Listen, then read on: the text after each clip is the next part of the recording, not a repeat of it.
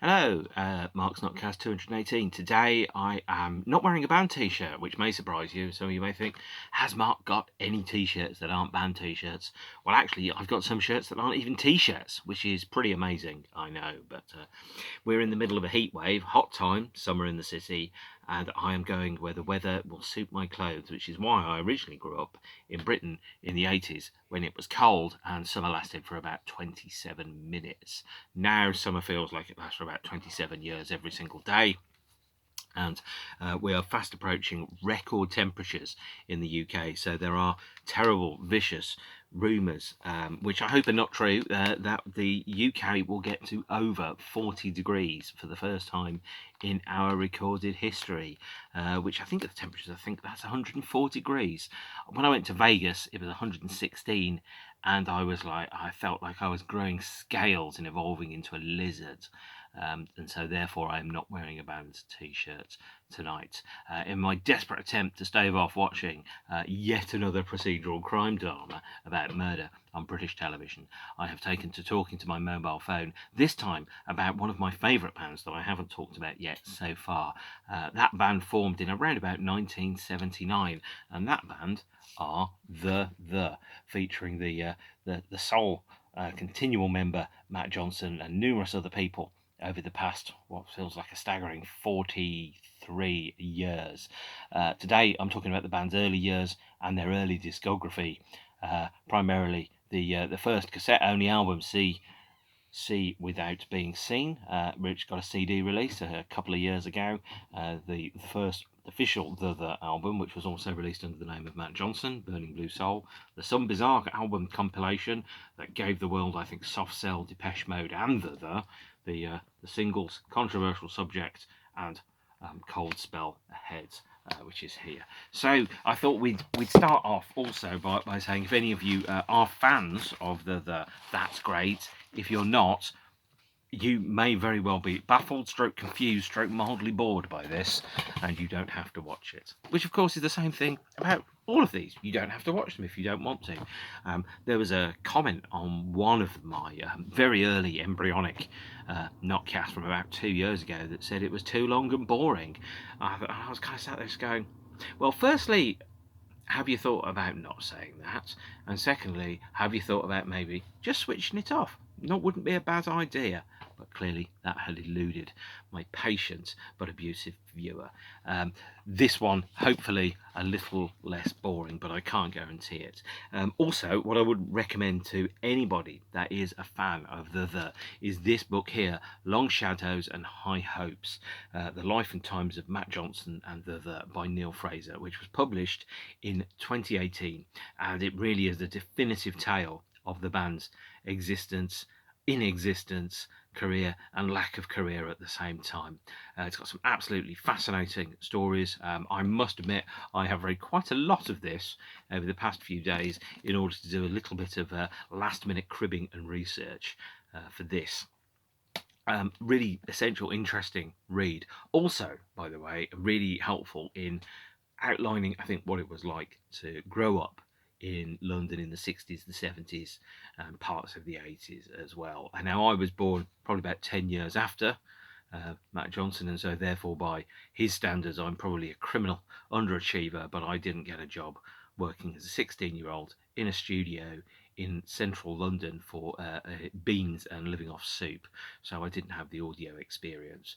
I'm not bitter or jealous or twisted about it. Oh no, not at all. Also, of course, I can barely sing and I can't play guitar, so I would have been probably not a huge amount of use having availed myself of all of those facilities. What I will say is, having read this, what's very clear is that there were certain opportunities that come to you when you are nearer London than not. I grew up in suburban Birmingham in the 70s and the 80s. So to me, bands like Black Sabbath, Judas Priest, Duran Duran, they were local bands, even though they're absolutely huge. And to me, experiencing them and seeing them walking down the city centre and being on nodding terms with members of other bands that have been on top of the pops and have now been written out of history, I kind of felt very much that those were experiences that to me felt absolutely normal when I was a kid, growing up. So, for example, I grew up in the shadow of the Cadbury's chocolate factory. I could see the towers of the chocolate factory from my childhood bedroom. I could smell thick, raw industrial chocolate, like a cocoa version of the Bisto Kids when I was younger, when the wind was blowing in the right direction. Then I'd always, of course, get a craving for chocolate because I am only human, despite my best efforts to live forever or die in the attempt. And of course, for me, that was a completely normal childhood. I didn't realise until much later, firstly, how weird it was to live in the same town as Black Sabbath and Judas Priest and Duran Duran, and the birthplace of heavy metal, which might explain some of the bands on the wall of sound behind me, but also how utterly normal it felt to be living right next to a chocolate factory with the school that was inside the grounds of the chocolate factory. I didn't realise that was weird. It's only now I realise how bloody weird that was. To me, that was my normality. And of course, to Matt Johnson, growing up in London in the 60s, having his parents run a pub, which I think was called the Two Puddings, in Stratford or thereabouts, or maybe Mile End, and having a job where you worked, admittedly on a very low salary at a recording studio in central London, was his normality and his way of accessing, his childhood ambitions. And reading this, one thing that came to me quite clearly was probably the relationship that many musicians have with music is very, very similar to the one that I do. Is that everyone that makes music, near enough, starts off at the very least as a fan, because you don't go into music to make money, because the vast majority of people don't become successful. The vast majority of people, maybe less than a tenth of 1% of people that go and try and make a living out of music are able to make a decent living out of it. And when you've got a career where it's a 1 in 1,000 chance that you'll be able to make a living out of it, you've got to do it because you love it, much like any other creative arts. And when you're working in the creative arts, of course, obviously, money is your god, because money is the god inside the capitalist system. And I have seen the greatest minds of my generation. Actually, that's not strictly true, but I've seen that some of the greatest artists, very possibly, have their ability to be successful musicians, at least certainly until relatively recently, destroyed by the fact that they just didn't have enough money to be able to buy a studio, a guitar, and be able to distribute the material. I mean, obviously we had the rise of MySpace bands such as I think Arctic Monkeys, Amy Winehouse, though Katie Tunstall I think came through MySpace as well. But those were relatively recent. It was only when 2002 and the rise of broadband that being able to self-publish your music, unless you were burning CDs, being able to self-publish your music and have it, travel around the world very, very quickly was a realistic option. In the days when Matt Johnson started making music, you had to have access to a studio, you had to have access to equipment, and you had to be able to distribute your own material. And the first material which Matt distributed was his first album, which was called See Without Being Seen. It had a limited release for, I think, Cassette Day, whatever the hell Cassette Day is, in 2019, with this artwork. So this is a remastered and expanded version of See Without Being Seen, the first the release, although when it was initially published it was a 7-song demo tape in a photocopied J card, with the words Matt Johnson written on it, because Matt Johnson as a solo artist and the as a band were two very different entities until probably around about 1982, where they effectively folded into one thing. But See Without Being Seen was the first release. Now, at the time of its release, See Without Being Seen was limited to just 60-ish cassette copies that were dubbed on Matt Johnson's home stereo from a tape, and then they were just given out, often put into bins. I think there's one existing copy, or maybe two existing copies of See Without Being Seen that people are aware of. There was a cassette copy that belonged to a musician whose name I forget, and then obviously there's Matt Johnson's personal copy of it as well. And very recently, during the band's period of downtime, for example, that's, by the way, a photograph of the existing cassette, which calls itself the Matt Johnson demo, and there is the insert of the card there with the 7 songs that are on it. It's only about 24 minutes long or something. It's not very long at all. So he's gone through, and during the period when he had generally taken a step back from music, is that he went through his archive. He bought I think it's a food dehydrator of all things, and baked and restored and digitized the entire the archive of tapes, some labeled, some not labeled, some in various decaying formats, board cassettes, Ampex tapes, CDRs, DATs, mini discs, all those type of things. And so went through and really luxuriated in, or more correctly revisited and renovated the band's entire catalogue, if nothing else for his own purposes, and has taken to releasing quite a lot of material over the past few years that sits outside of the standard catalogue of releases. So the releases which he has mentioned, he's if you go to the.com, the band's website, there are currently a series of 5 official bootleg CDRs. These are £10 each, burnt and posted onto black CDs by Matt Johnson himself. This one here, I think, is the first one. I don't remember what's in that. I think that might be 6 or 7 instrumental tracks from the Gunsluts period, which is 1997 to 1998. This is official bootleg number 2, slightly different. This is the Against the World tour. Now, what he's taken actually is commercially released silver pressed bootleg CDs of unofficial recordings of the band, and he's renovated them, remastered them, and then issued them, because they were obviously existed in a copyright gap, and frankly the unofficial bootlegs were selling for too much money, and I think the music really needed to come out. This is probably the next one. This is a 1993 show from the Lonely Planet tour. That is almost definitely a recording from the Brixton Academy that was broadcast on British radio. Number 5 here. Oh, hang on, let's go for number 3. Number 3, this is probably the one that's of most interest to this particular episode. This is the recordings where Matt Johnson was a member of a band called the Gadgets, and the Gadgets released, I think, 1 or 2 albums, not too many, and I always steered clear of the Gadgets when they were reissued and re-released in the late 80s and the early 90s, because the records had big letters on saying featuring Matt Johnson of the who sometimes just played guitar, and what's the point if you couldn't tell which Matt Johnson it was? It could have been anybody playing that guitar. There were some vocal tracks that he wrote and he brought into the Gadgets as well. Those tracks are on this CD, official bootleg number 3, £10 from the.com. So if you think, I really want to hear some early Matt Johnson material from the very early days of the band, then official bootleg number 3 is most definitely something that you need to get. I'm going to talk through official bootleg number 3 because I didn't buy the Gadgets albums, because to me, putting the words featuring Matt Johnson of the in big letters on the front and then listening to them and going, that's not very good, is it? Or I can't even hear him. Is he even singing? No, he isn't. So this features, by the way, it features, I think, 8 tracks which were recorded at the time. A previously unreleased song called Duplicate that Matt sang on.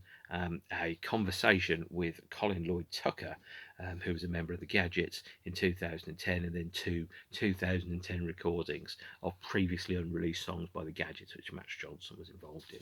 So the first 8 tracks on here are There Over There, Devil's Dyke, 6 Mile Bottom, Slidery, She's Queen of Toyland, Slippy, Automatey, and Checking to Make Sure. And those are some of the songs that I think were available in various alternate forms on the Gadgets albums, which had the words featuring Matt Johnson of the in really big letters on the front. There's also track 9, Duplicate, which is sung by Matt but written by somebody else, Colin Lloyd Tucker, I think. And then there's 2 extra songs, What Goes On and The Azimuth Key, which were recorded in 2010 during a conversation after Matt had started renovating the band's material for a potential future release. Are the Gadgets recordings any good? Well, you can probably Google them. You can probably listen to them on YouTube. I wouldn't go so far as to say they're particularly good. They're curiosities. They're very interesting. It's like listening to the Tony Sheridan vocal versions of the very early recordings with the Beatles. Is you can hear bits of what the would become in there, but you can also hear something else completely different. And at this point, by the way, Matt Johnson was very probably not quite a childhood prodigy, but certainly young, gifted, and skint, and was trying to achieve an awful lot with a very limited equipment set and a very limited budget, featuring an Ampex recorder, an 8-track, maybe a drum machine, a whole bunch of effects pedals, a guitar, and a voice, and somehow made all of that work. His material very, very clearly shows the influences that he had. So we're thinking Syd Barrett, Cabaret Voltaire, Throbbing Gristle, 13th Floor Elevators, Roxy Erickson, things like that. But apart from Syd Barrett, I don't really know those. I've listened to them and I've kind of gone, I can see exactly where they came from, in the same way that I'm not a huge fan of the DAF or DAF. But I do really love Nights of Reb, who had that were massively influenced by that band. But no, the Gadgets recordings. To be fair, there hasn't been a vocal album for a very long time, 22 years now. So if you're kind of thinking, I could do with more in my life, head to the.com and buy the official bootlegs. They are very well presented in terms of the audio. Very much kind of like almost companion and bonus discs to official releases, these official bootlegs. So for example, you can listen to the Dusk one, which I think is number 4. Yes, it is. And oh no, number 4 is the Dusk one, the Lonely Planet tour. That is effectively a live CD. That if the record label would have done a deluxe edition of Dusk, this is the live album that you would have got there. For number 5, for example, I think, let me just double check this. This is a Naked Self era radio session. Yes, it is. And again, if Naked Self had a reissue, it almost definitely would have had these acoustic tracks on there. So 7 acoustic tracks from somewhere in America in the year 2000. Again, number 2 is the versus the World 1989 live concert. Again, if Mind Bomb had a deluxe edition with a live CD in it, it would be this CD, although perhaps it would be in a slightly different order. And then number 1 is the unreleased instrumental Gunsluts album in a heavily truncated form. So that's the Gadgets, which isn't the. So I've managed to spend 17 minutes talking about the without even talking about the. See Without Being Seen.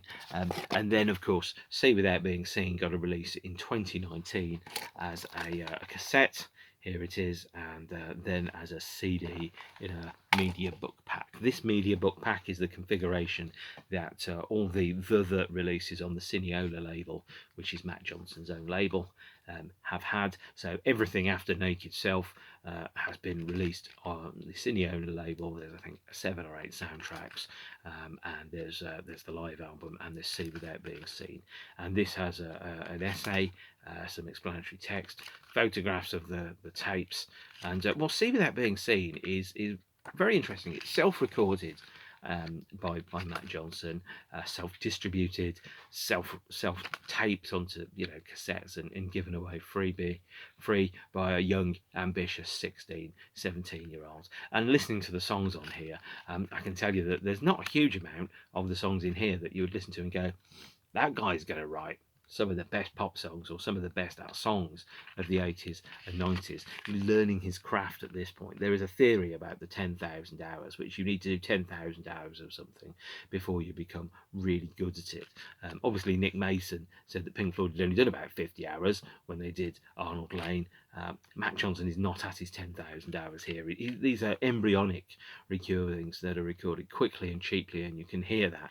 They've been remastered, and they sound as good as they are ever going to sound, bearing in mind that they are taken from a 40-year-old magnetic tape that needs to be baked in a food dehydrator and then played once before all the data finally falls off it completely. I think that's a photograph of the tape, so you can imagine it wasn't in an amazing state to start with. There were 7 songs on the original See Without Being Seen, being Troops, Homer's Coma, Planetarium, Spaceship in My Barn, Insect Children, My Vamara, and Window Ledge.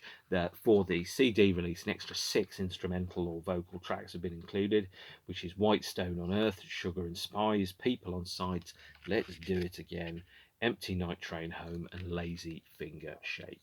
If you bought the cassette version in 2019, you got an extra 3 songs, and the CD version contains 13 full songs on there. Is it any good? It's debatable. I think it's very promising. I mean, certainly I couldn't have recorded anything anywhere near as good as this when I was 16. But at the same point, the songwriting is embryonic. It's prototypic. It's a prototype of what the would become, and what you can see in a more realised form on Burning Blue Soul. There is an early version of Icing Up, which is Homer's Coma, which repeats some of the vocal melodies and some of the lyrics. But by and large, it is, basically baby pictures. If you listen to a band's first demo tape, some bands are quite embarrassed by those first demo tapes. Matt Johnson has decided to kind of ride it out and go, you know what, I am who I am, I was who I was, and was open and honest about it. I think the first commercial The release is slightly different from Matt Johnson, because The in its very early days was a band with 2, 3 or 4 people, depending on who you talk to. And the first release by The was on this compilation album, the Some Bizarre album. This Some Bizarre album also gave the world Depeche Mode, the first Depeche Mode track, Photographic, and Blancmange and Soft Cells, the girl with the patent leather face. This album is pretty hard to find, and is pretty hard to listen to, actually. So let's quickly go into this. What you will hear when you hear this, by the way, this is side 1 that we're looking at here. This is the track Untitled by The, which for a long time was very, very difficult to find. I think there was eventually a CD version of the Some Bizarre album, which largely sold on the fact that it had an early Depeche Mode track and an early Soft Cell track and an early The track on there. So track 3 by The is just called Untitled. And is it any good? Not really, to be honest. It sounds just like a single Matt Johnson demo, but it was obviously a man learning his way through the studio and working hard to be noticed and to be creative. It's this one features Keith Laws, who was one of the other members of the band, on synthesizer, drum machine and vocals, and Matt Johnson on guitar and vocals. And that was where it became The officially for recording purposes, with when it was Matt Johnson and somebody else. I mean, there were periods when The were playing shows as a 4-piece, for example. Then people kind of peeled off, lost interest, and went and did other things. And so the first album that he released, Burning Blue Soul, was under the name Matt Johnson because it was him on his own. It wasn't The yet. So it's pretty strange to release a solo album before your band actually releases an album. The's first single was released in 1980. Here is the Italian bootleg version of it that has a slightly different track listing. It was called Controversial Subject, and it was backed with a track called Black and White.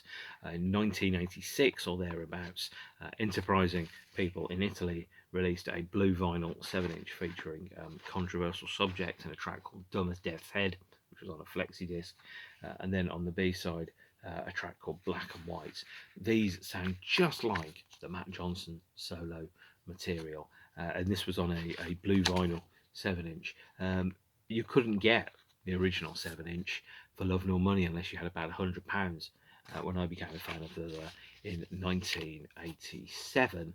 But you could get this for about £8 if you knew which record shops, hello Swordfish, to go into and to buy a copy from. Even then, that copy seemed tantalisingly out of reach because £7 was more than my weekly pocket money allowance. But that's not really the point. The point was you could get it. At last you could get it. And the second single that was released as The got again, I don't have the original 7-inch, the original release, because it's again tantalisingly out of reach because of cost. Was repressed as an Italian yellow vinyl 7-inch. It's a track called Cold Spell Ahead, backed with another track called Hot Ice. And in order to make it look quite correct, it was the artist title was Matt The. And then we had the title Cold Spell Ahead on side A, and the B-side was Hot Ice. And this was by Injected Music, clearly inspired by the fact that the track Infected and the album Infected was the other's most recent album. So again, if you knew which record shop to go to, hello Swordfish, you could pick this up for about £7 or £8, but you certainly couldn't buy the original for anything less than about 50 quid, which is what it was going for at the time. I did have a look to see what an original Cold Spell Ahead or an original controversial subject might cost. About £30-40 now, so overall more affordable, because less people are interested in the these days than they were then.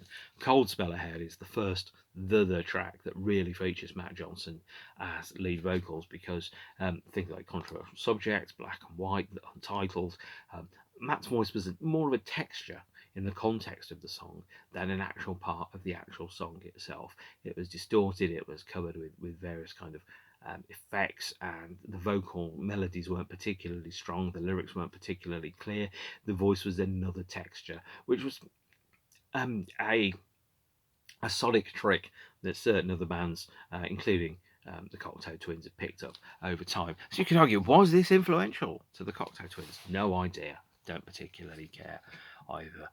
What was different is you could actually make out the lyrics on the on Cold Spell Ahead.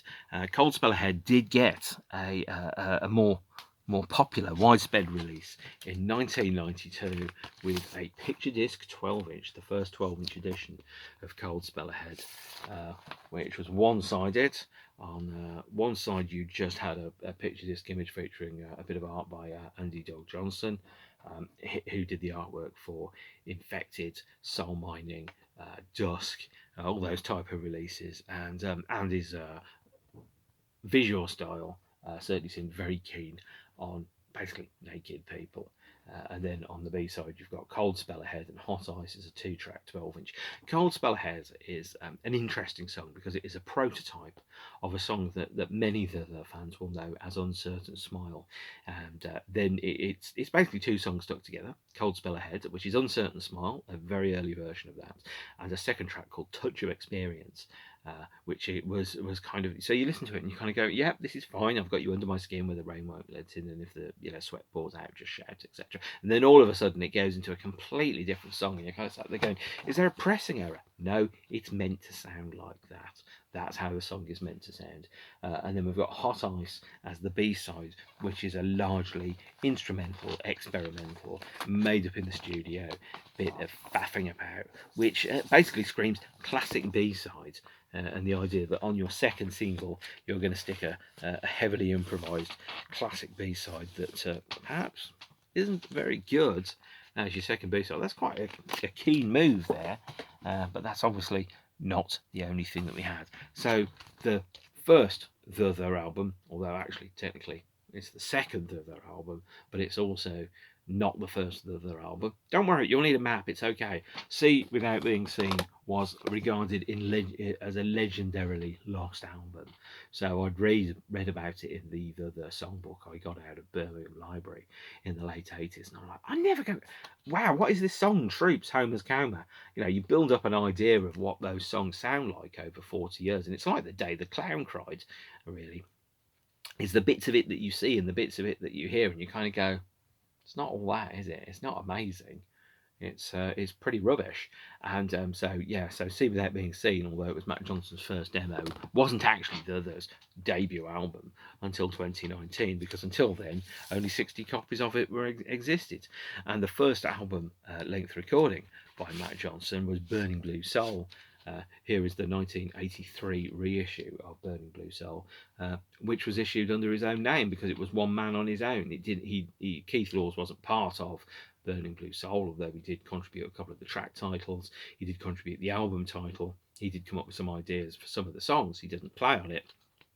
So Burning Blue Soul was Matt Johnson's debut album.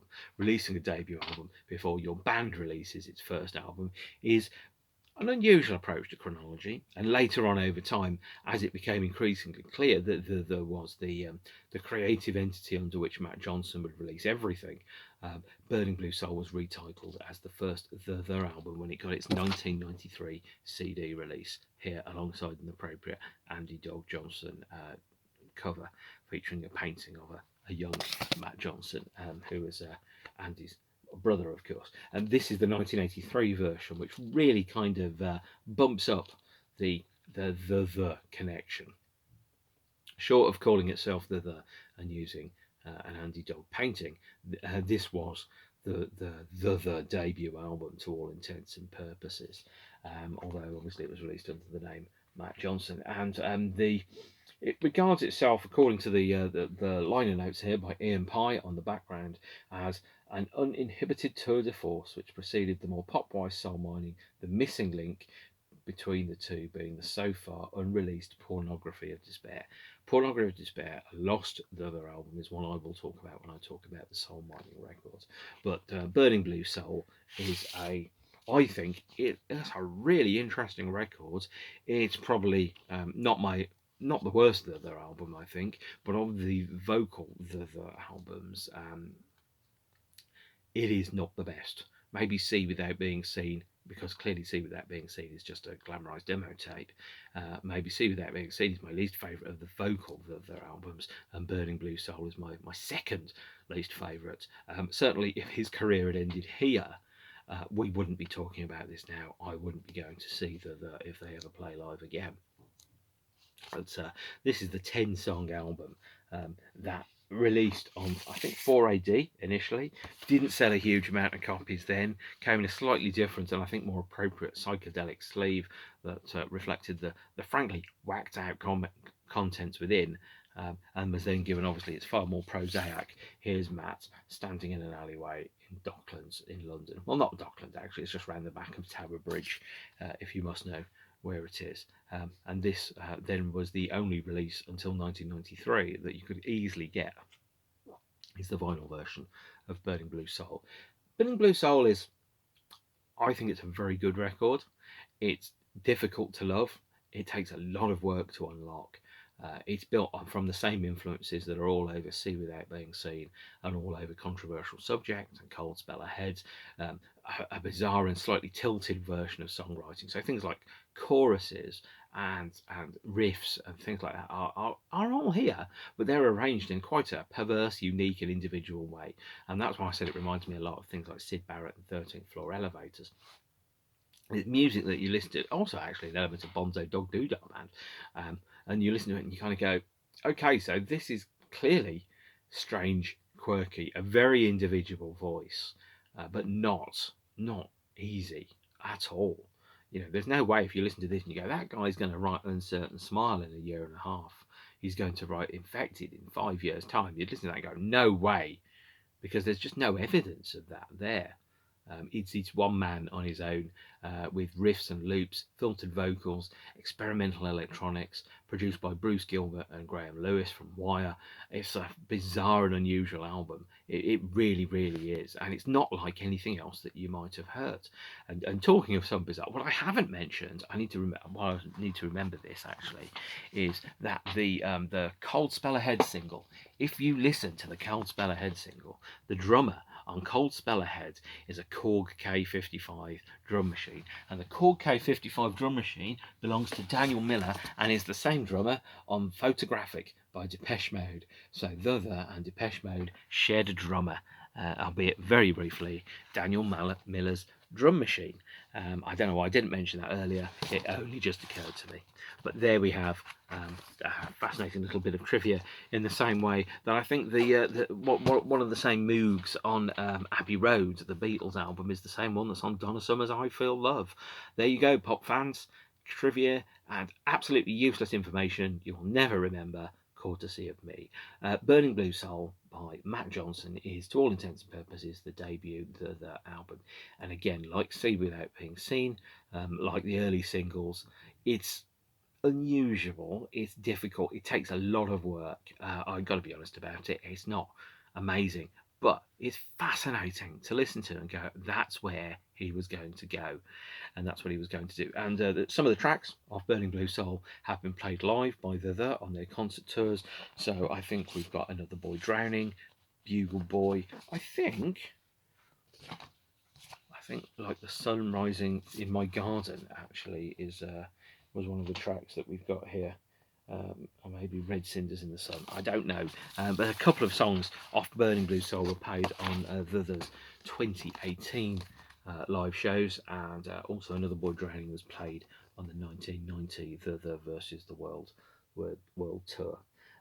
But no, there's this is now a The album, even though for many years, the first 10 years of its existence, it was a Matt Johnson album, because it was a Matt Johnson album because there was two people and Matt Johnson was one person, and one person alone wasn't The until one person alone was The, which is when we'll talk about the next The album, but respectively Pornography of Despair, which no one's ever heard, but you can make a reasonable stab at recreating, and of course Soul Mining from 1983.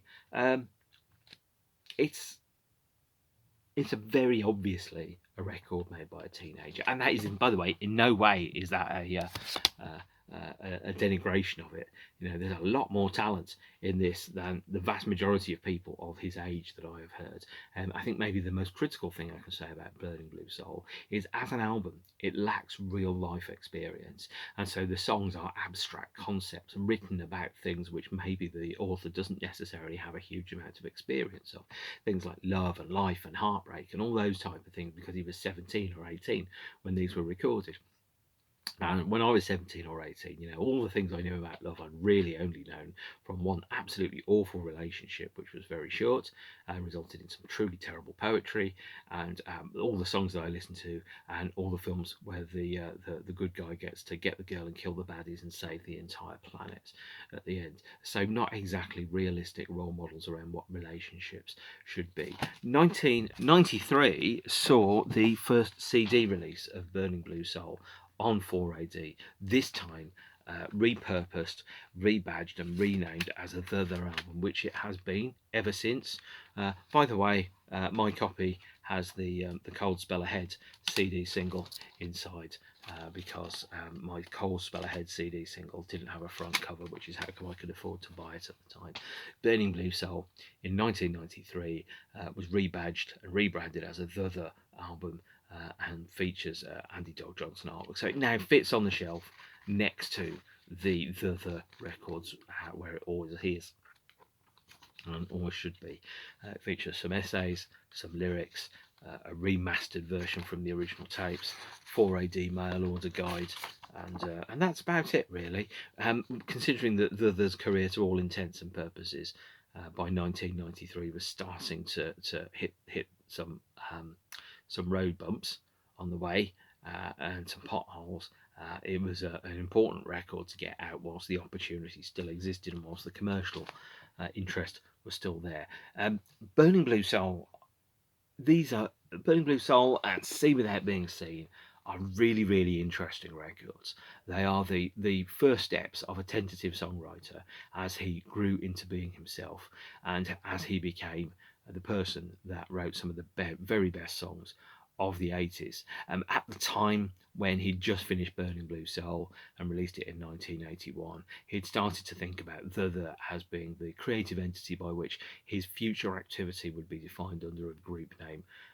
And in 1982, Matt Johnson also met a musician from Manchester, England, and asked him to join The. The musician declined, on the grounds that he had just met a singer called Morrissey. That guitarist and that second musician was Johnny Marr. Johnny Marr went on to face a very strange position where I think practically in the same week he was asked whether he wanted to join The or a band with Morrissey, and because Morrissey was in Manchester and was a little bit nearer, Johnny Marr decided to work with the singer Morrissey, and there the story of the Smiths began. The carried on without Johnny Marr, although later on, 6 years later on, Johnny Marr joined The as the band's guitarist, keyboard player, backing vocalist, and general all-round musical wonder kid. But that's when we get to the Mind Bomb album in 1989. And I guess that means I'm going to have to talk about the Smiths records at some point as well, which will be a ride, because there's some interesting stuff going on there. But that brings us to the end of the first few years of Matt Johnson's career. That means that the album Burning Blue Soul and the album See Without Being Seen, both now their albums, were not well known at the time. We were still not at the point of having there's debut album Soul Mining released, although it was actually the third album which he recorded, and fourth, depending on your point of view, actually. We still have these two, one of which obviously was nearly lost forever to history and time by both record company machinations and the fragility of old-fashioned tapes. If that particular tape that he tried to bake in the food dehydrator hadn't worked, we wouldn't have the reissue of See Without Being Seen. And if the hadn't been commercially successful, Burning Blue Soul would now be a long-lost psychedelic early 80s classic that no doubt would cost an absolute fortune to buy in its original pressing and eventually get reissued by Cherry Red as a double CD, which is very, very affordable. But that is then, and this is now. 40 minutes about and one of my favourite bands. I haven't even told you why I love the so much, or about the albums that made me fall in love with them. That will come in a future episode. But in the meantime, number 218, I think, today is I'm talking about the See Without Being Seen and Matt Johnson's Burning Blue Soul album and the early complicated years of the which is absolutely fascinating. And as I've previously mentioned, if you haven't got it and you like the do pick up this book. Absolutely essential reading. Really, really interesting stuff. In the meantime, back to the British heatwave, back to losing my body weight every day in sweat, and back to wearing shorts, which, if any of you know me, you will know I hate wearing shorts. I have British knees, and I try not to inflict them on anybody because it's like wearing flesh-coloured pebbles. So, we'll wrap up here. I'm going to go and off a very important meeting now with some ice cubes, and I will see you again some other time. Take care of yourselves and each other. Stay beautiful. If you're not subscribed, please do, because the more people that subscribe, the more chance I have of eventually getting a pitiful payout from Google for all this content that I'm throwing onto the internet, which at the moment I've earned absolutely £0 and 0 pence from. Not that it's going to stop me, because I love talking about my records, and I think I'm going to be doing it for a long time to come. Stay beautiful. See you later. Bye.